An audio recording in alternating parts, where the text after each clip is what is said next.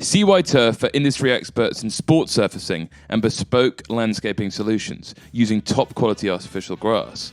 From garden projects to large-scale sports surfaces, we have it all covered. We work with a number of high-end clients and businesses throughout the UK. Our experts are ready to work with you to improve your outside space and create a design tailored to your needs. Contact CY Turf now to receive your free quote, or check them out at cyturf.co.uk.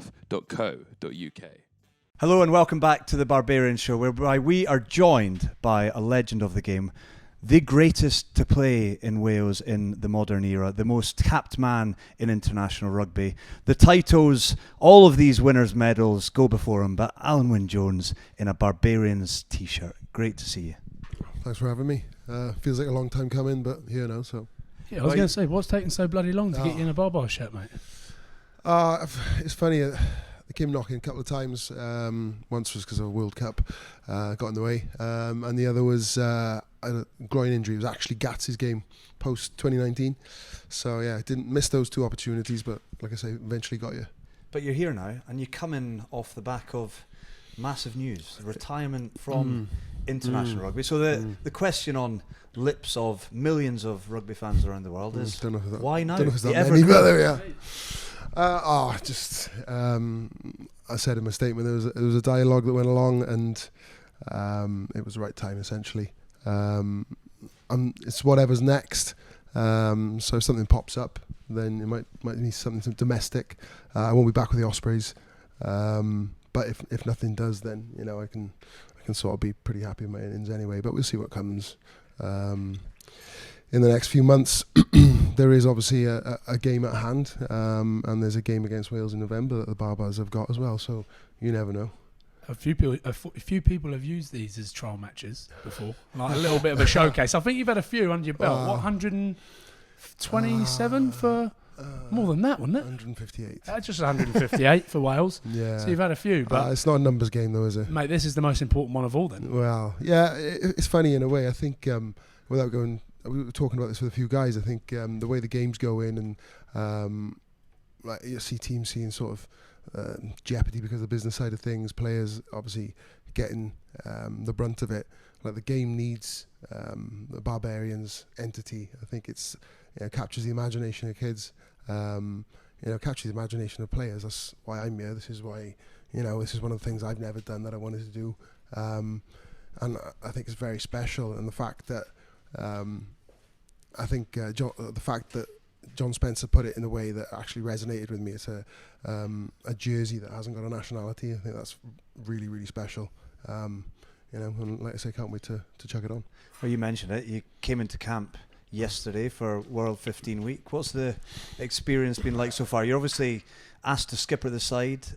The invite came in. You've joyfully accepted. What's been the experiences in the first 24, 36 hours? I think just getting here first. I think it's funny. I don't care how old you are, whatever experience you've got, coming into an environment where you don't know everyone, particularly environment with fellow professionals. They're all going to suss you out, and you suss other people out. It is what it is, isn't it? You're like, so there's that bit of trepidation, but it's the enjoyment factor of that as well. A few of us got delayed on our way here, so it was a bit whistle stop by the time we'd done medium. At the pub. Well, that was after. Yeah. But a few of us got delayed coming in, off travel. So it was pretty change meeting done bar. You know what I mean? So it was okay, cool, happy. How were you welcomed in? Because for people that don't know, you have a bit of a meeting in the bar, and then John Spencer, you mentioned. Yeah. Well, we it was the other way around. It was a bar after everything, but it's good to see the core of people and people that have been around the Barbars for such a long time. Obviously we mentioned John a few times. It was funny when I saw him. I said, "It's nice to see you with your top on and not doing press ups," because that's what my memory of him was on the Lions tour. Because the boys, because he went out as a chair president, wasn't something like that. And no, he's a good man. Always got a smile on his face. So it's nice to see a familiar face and that stature of the game as well.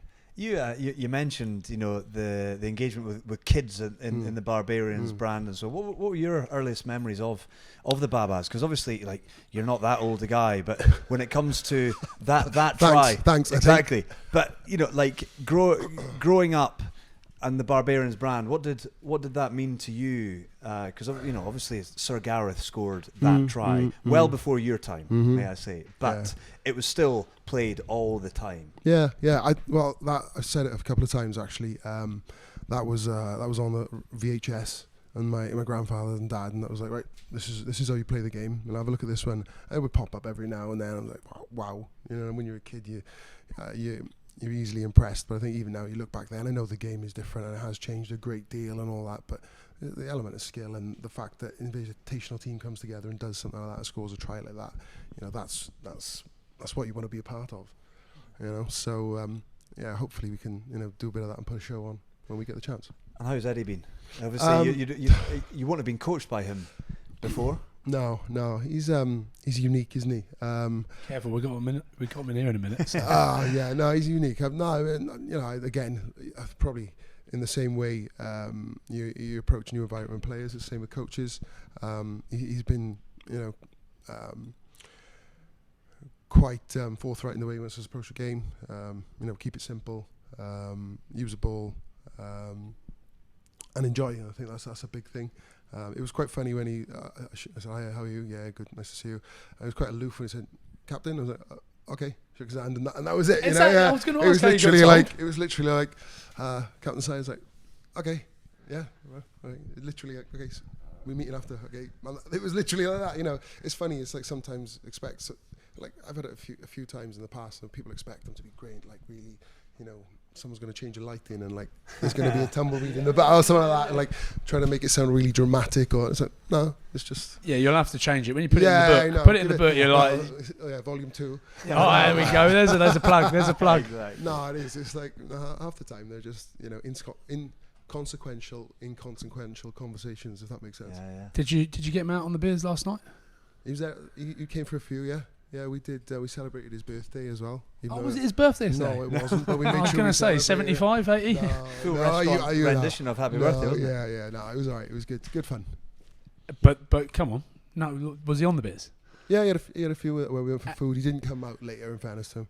So someone's got to steer the ship. Because we've obviously spoken to a lot of players over the past, like England players that have played under him, and they would not have seen him in this environment before. Yeah, he's clearly going to be a different guy. So he's addressed you. I don't know. That's the thing. You'd have to ask them probably for the comparison. But he is unique, and he's an interesting character. That's the best thing about the Barbars. Everyone we've spoken to, they park their egos at the door. There's no egos. You don't bring them in here. So you come in, you got a bond. Who are you most excited about getting to know out of this group when you saw the list? I think obviously played with some great halfbacks, 10s. Like Sexto, Farrell. I think the opportunity to play with Aaron Cruden, Quaid. The playmakers and those boys. Some of the boys in the back line. And Steph Louis obviously plays in Harlequins. Adam Jones is now coaching there. I played a lot with that.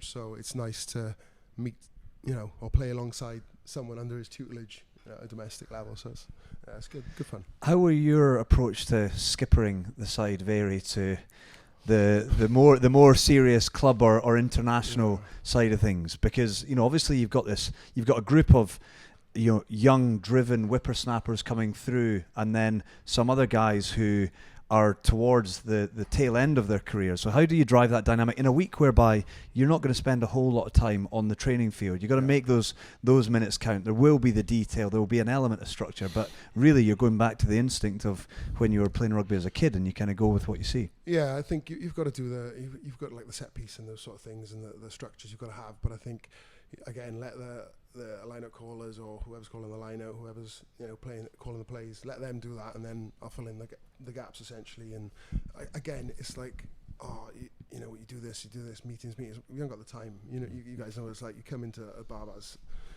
week, you haven't got time, and it's there's a little bit of rugby, but there's a few more beers than rugby, yes. But you haven't got the time to keep it simple, and that's what I've been doing. So I was going to say, how was training? You've been training today, haven't you? And you go over to, is it Latimer School? Latimer, that's right. So you jump on the bus, bit dusty. Yeah, it was a quiet bus. It was like something. Chuck the radio on. Chuck the radio on. A quiet bus. No, it was all right. It was all right. I had a meeting, so okay. It was just once we were out there, it was fine. It was that's what we're here for. Above a jog? A little bit. We had a good bit of touch, live touch, but it wasn't live, if you know what I mean. So it was all right. Good fun. So it was good fun. Who are the young bucks that you might have to put on a leash a little bit? Are there any signs of the excitable young pups that are just delighted to be here and essentially student mentality? Well, we had Kai and Nick Dolly have signed off already. Nick Dolly's got the mullet for it, so he's sensational. Yeah, he's been shaking it about, so I'm very jealous of the locks. But those two guys have been going well, and it's Adam Radwan as well. So I think he called me dad yesterday. So I thought fair play, confident, strong banter. I was like, at least I'm. Come on, no. So there's a few good guys there. Who's your roomie? With Sam Johnson. Nice. With Sammy. There you go. Yeah. We'll also be able to line you up a few bits around that. I think I actually knew that. We were in Dublin at the weekend, and Sammy got a text quite late on saying, "Listen, you're in," and I'd actually been sent the rooming list. Yeah. So I think you were due to maybe have your own room until then. So you're gonna have to give him some stick. Well, okay, Sammy J. He's a good man. He's a good man. He's a good man on the piss. He's very quiet, so he'll be very nervous. Is he? Oh yeah. He's been alright. He's talkative, like. So, good. And was he late in last night?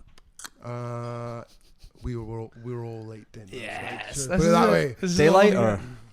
Oh no. Not quite. No.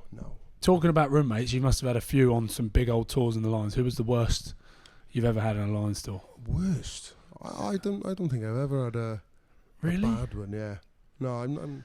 You know what that means? Was that me? It's probably me. It probably is me. Yeah. No, I had a few. You must snore like fuck. I had a few interesting ones. I remember Ugo once. I woke up and what are you doing? He's like, I'm making a cup of Earl Grey to go to breakfast. I remember Joe Worsley in 2009. I went in the room, had this bag and another bag, and it's like it was like zip. I takes it out, chucks a bed. There's a flipping temper roll up mattress. Boom, straight in the bed. Oh, I was like, look at that. That's pro. That is pro. So it's like, it's a few good roomies, so a few things. Yeah.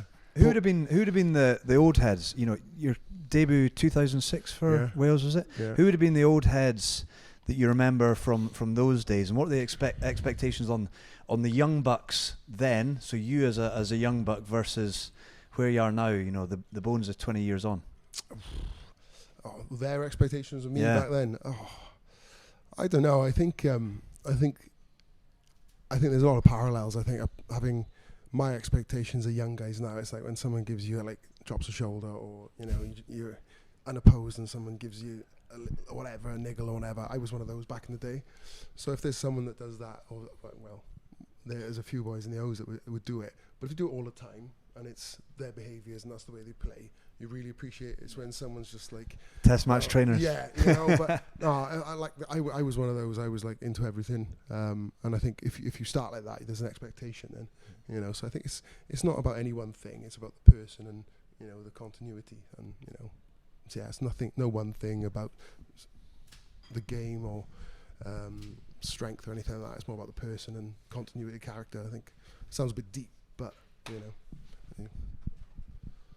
When it comes to, I guess, your memories, career, your career is not done yet. But when you look at I know the feeling, mate. I'm down and out. It might only be minutes left in your career, but when you reflect back, whether Lions, Wales, Ospreys, highlights, what are the bits that stand out to you? It's funny. I've had this conversation before with a few people. You remember all the good bits, but it's probably a lot of the darker bits you remember. Missed opportunities, games you think you should have won, injuries, overcoming injuries. I think I think sometimes those are the bigger things. And again, without getting too deep, it's just because that's when people don't see what you're doing. Do you know what I mean? But you know what you've put in. The work in the shadows. Yeah, but the stuff from your family as well. I think you only pick up on that, particularly as you get a bit older. You have kids, and you realise, what your parents put into you to get to where you are, and now you're doing what you do with your kid. You know what I mean? Yeah. So it's full circle. So I think there's probably not any one thing. So I just feel very fortunate that I got to play pro. If I'd never been an international, then I think probably would have looked back with pride on that. How long were you at the Ospreys for? My whole career. So too long, probably some people say. No, but like I've just finished a long career at Glasgow, and I had to get up and speak in front of all the boys about and I looked and I thought, we sat at the back of the bus, me and Richie Gray, and he said, what are your best memories? And honestly, when I went through all my best memories, they're all the piss-ups. Yeah. They're memories you make off the field. So. Well, some of the thing is, we actually don't have as many as we used to back in the day when I was coming through. And you'd be like, that expectation some of the boys would be doing back then. You're like, whoa, what if I come into here like this is professional sport? And it's harder these days because of social CCTV and whatever. Even if it is though, isn't it? Even if you're having a quiet few, like you take a still, someone takes a still of you looking the wrong way, and you're like bang to rights. So. I think it's going to probably get it worse for younger players as well. But then why does that make Barbars so special then? Because that is what it's about, making memories off the field as much. And it's I know there's a lot of reference to alcohol and spent and away from the pitch, but like we wouldn't be here if it wasn't for the game. And I think that's the beauty of it. That all the it's not periphery stuff, because it's really important about the camaraderie and the spending time with each other. But we're all here because of the game, and that's the main thing. And it's not just because of Barbers, because where we've come from, whether it be Glasgow, Ospreys, anywhere else, we're all here because of the game. Looking ahead to Sunday, World 15 at Twickenham, who are you particularly looking forward to playing against, or worried about? What are the names that jump off the World 15 team sheet for you? There's obviously a couple of Welsh boys that spark the curiosity. Obviously, I think Elliot, Patch and Wyn are involved, and you look at the back line, I think, obviously because I know those three, and then you look at the back line that they've got as well. But then you look at our back line, you just think, well, when that comes away from the set piece, it's going to be an interesting backline battle, isn't it? Like, it's just, with how it's just like, how close are you going to be to the rucks the whole game? I wouldn't be getting anywhere near the midfield. We don't have any, and it's just like, but no, we'll see how it goes. It's funny, we've done all these lineups. If they start taking quick lineups, it could be a high balling player, but we'll see. If they start taking quick lineups. Yeah. When? Piatai, Folau, Radradra, etc. That's pretty inevitable. They'll be climbing to Rose Ed. But and that's the thing. You're asking me. I'm excited for it. Like, I think any neutral would be anyone. If you explained to someone who isn't probably a close follower of rugby, I think if you explained the whole dynamic of the game, I think it would spark the curiosity in anyone. How would you describe it? The approach to Sunday, what people can expect. What, at the game itself or from us? The game itself, and then you can go on to from the Barbers. I think it's an opportunity to express yourself. I know you can always do that in in a domestic game or when you're playing for club or country, but it's a different level of expression in the fact of, the games that have gone before, how people played before, and a tone has been set for a long, long time that this is a time where you want to make it a showpiece. You don't want to be, necessarily a team that goes kicking the corner and all that. No, this is an opportunity to, use a ball and, play I remember some of the best rugby I ever played was in school, because I enjoyed it the most, because it was, schoolboy rugby, and it's not schoolboy rugby at this level, but there's the same feel with the freedom spirit and opportunity to play. What is there up the sleeve that you've practiced with the kids in the garden or at training or at training? Oh, we've done a few today. So we've got I obviously can't say, but we've got a few. Go out till next week.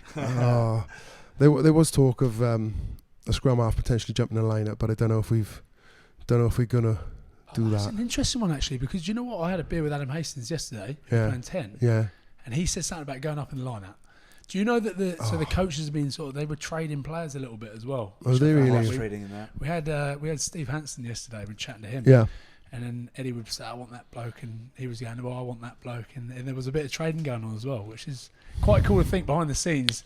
Two greats in the coaching world. I think it's quite nice as well, because I heard some of the guys from the other side saying that, well, I played for the Barbers, so I'd like to do World 15, and I think I totally get that, because you want to be able to represent as many, teams or invitational teams, however you want to phrase it.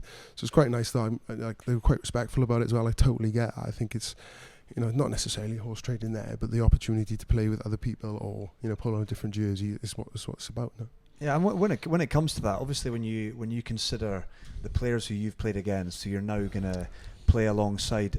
Whilst I guess being at the Ospreys, you had the likes of the late Jerry Collins, you had Justin Marshall, you had Marty Holla, you had Philo Tiatia, loads of these guys from the Southern Hemisphere. But now coming to the Babas equation, you mentioned playing alongside Quade Cooper, but how different is the approach, or is it just you mentioned rugby is the game that's brought you here, but is there a difference in approach when it comes to pulling on the Babas jersey, or anything that you sense? Well, there is, but like, a lot of teams play very similar patterns, but some teams just do it better than others, and whether that's a collective thing, an individual thing, or a coaching thing, that happens at club or country level. But when you come up here, it's that, I think I'd just say it again, it's that level of expression. It's not 60-50s, or it's 50-50s if they're on. Do you know what I mean? It's one of them. But it's hard to explain unless you played the game, and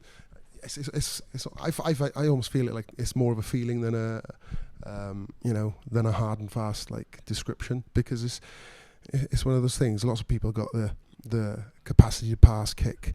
It's just sometimes when the level of pressure comes on in a comp, it curtails you sometimes. Whereas here, you're told to go and play and express yourself, and again do what's been done before you. So hopefully we can do that. Have you been practicing your goal kicks?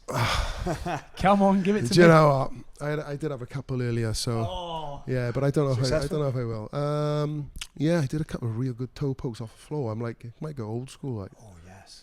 Well, we had George Cruz on here talking to us about the back heel, so that's been done. Well, I ain't going to be doing that. Do you know it's actually illegal? It's not. Why? It doesn't count. Why? It doesn't count apparently. Why? That's what we found out afterwards. We actually found out afterwards that a back heel, you're not allowed to back heel the ball over the post. That's mad. I reckon maybe a drop goal just for a laugh, because you're obviously allowed to take them quick. I don't know. We'll see what happens. Hold on. Where did you toe poke from? Right in front of the post. I think it was. Right in front of the post, 60 metres out. It's called practice for a reason, isn't it? Yeah, exactly. We'll see. So rest of the week, obviously it's slightly different week to a typical club or international. How far ahead do you look when it comes to Barbarians week? I think because again, capacity for learning is hindered by some extracurricular activities, but also we haven't got the time. So anyway, so yeah, we will have a train today, train tomorrow, day off. We actually did a big chunk today, so we haven't got much really to do tomorrow. I think we did our bits. We probably got to do a bit of D and some kick-off setups and stuff, but mostly done. Good man. And with regards to you mentioned at the start that this might not be the end if an opportunity comes up. Yeah. Off the back of this, but you mentioned you're at peace with the career you've had. I mean, you could list off all of the accolades. I don't think I'm. I don't know. I don't know if I'm going to say that word, but yeah, I don't know. I don't know where the future's going to take me, whether it's in the game or somewhere else. But I do know where the immediate future's taking me. I'm back in Swansea on Wednesday. That's what I was going to ask. So I'm going to say actually. So yeah. But what place to finish? In terms of if you do finish. Well, this is the thing, and the fact that it's the 150th anniversary of Swansea Rugby Club, so it's like where I cut my teeth. Written in the stars. This is the thing. It's I'm a believer that things happen for a reason. So I played there as a schoolboy. Played there like under 18s Wales. We trained there through COVID with the Ospreys. It's nuts. Dan Lydiot's just said that he's going to be playing there. Yeah. So there's quite a few Welsh boys there, but it'd be quite nice to go back there, and the weather stays right. It'll be a good day. And you get plenty of family down there as well, and that's what it's all about. Yeah, exactly. What's the ticket request in for that one? Oh, what's the ticket request for this one, firstly? No, not too many. It was just well, I've got three daughters now, and three daughters and the missus. The only one that didn't come is the dog, but so the ticket allocation, it goes pretty quick these days. But down in Swansea will be a massive occasion then. Whether it is your last game or you carry on, that will be a huge occasion, even more so maybe than this game. I think they both tick a lot of boxes on many levels for me, and the game really. But so we'll see how we go.